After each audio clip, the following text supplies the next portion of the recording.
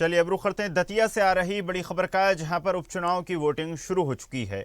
291 मतदान केंद्रों पर हो रहा मतदान। शाम 6 बजे तक होगी वोटिंग।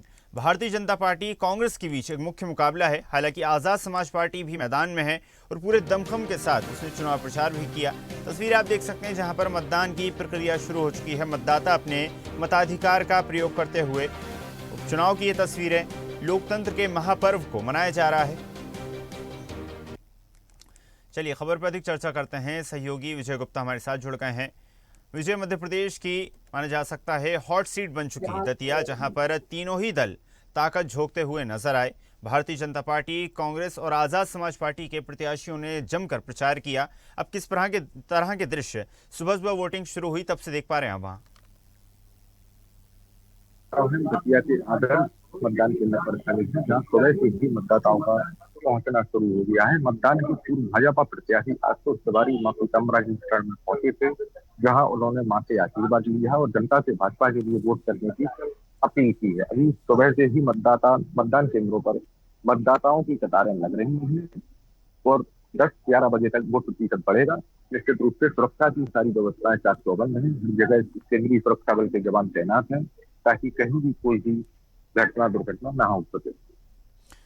विजय, जिस प्रकार की उम्मीद भी जताई जा रही है, अंदर खाने में भी ये खबरें सामने आ रही हैं कि जो हाई प्रोफाइल सीट है और माना जा सकता है कि दिग्गजों की साख का सवाल बन चुकी है सीट, तो किसी प्रकार की असामाजिकता या हिंसा इस दौरान देखने को मिल सकती है। क्या इस प्रकार का कोई संदेह है, किसी प्रकार का अलर्ट है?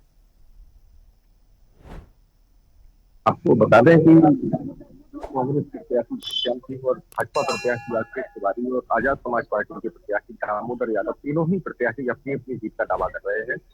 लेकिन अभी जो 28 अति संवेदनशील मतदान केंद्र है, इसके अलावा 200 से अधिक संवेदनशील मतदान केंद्र है, जहाँ सुरक्षा के पुख्ता बंदोबस्त किए गए हैं। कहीं भी कोई अपनी घटना की भी ना सूचना है। पुलिस की पेट्रोलिंग हो रही है, पुलिस टीमें सड़कों पर घूम रही है, मतदान केंद्रों पर चेकिंग कर रही है, संदिग्धों की तलाश कर रही है। इस प्रकार की भी कोई भी घटना सामने नहीं आई है।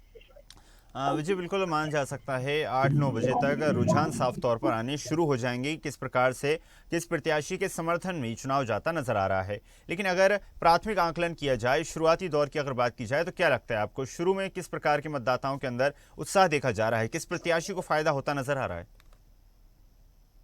अभी सुबह से मतदान केंद्रों पर मतदाता बहुत कम मात्रा में पहुंच रहे हैं, क्योंकि शाम 6 बजे तक मतदान होना है और कल देर रात तक दतिया में बारिश हुई, तो उसका असर मतदान केंद्रों पर देखने को मिल रहा है। 10 और 11 बजे के बाद लोग मतदान के लिए निकलेंगे और मतदान करेंगे। विजय, अंतिम सवाल आपसे, जिस प्रकार आपने बताया कि मौसम कहीं ना कहीं एक बड़ा चैलेंज बन सकता है, तो क्या बूथों पर किसी प्रकार की व्यवस्था की गई है? बूथों पर पानी अभी फिलहाल नहीं रहा है। कुछ मतदान केंद्रों पर कल जल भराव की स्थिति बनी थी, जिसे तत्काल प्रशासन के द्वारा वहां डस्ट डलवा के और मिट्टी डलवा के मतदाताओं के आने जाने की व्यवस्था की गई थी। जी बिल्कुल विजय, माना जा सकता है दतिया के दंगल की लगातार तस्वीरें हम देखते रहेंगे। आपका धन्यवाद विजय, जुड़ने के लिए और जानकारी साझा करने के लिए। और ऐसी ही ताजा खबरों के लिए लाइक, फॉलो और यूट्यूब पर सब्सक्राइब कर बेल आइकन जरूर दबाइए और हर अपडेट के लिए विजिट कीजिए स्वदेशलाइव.com।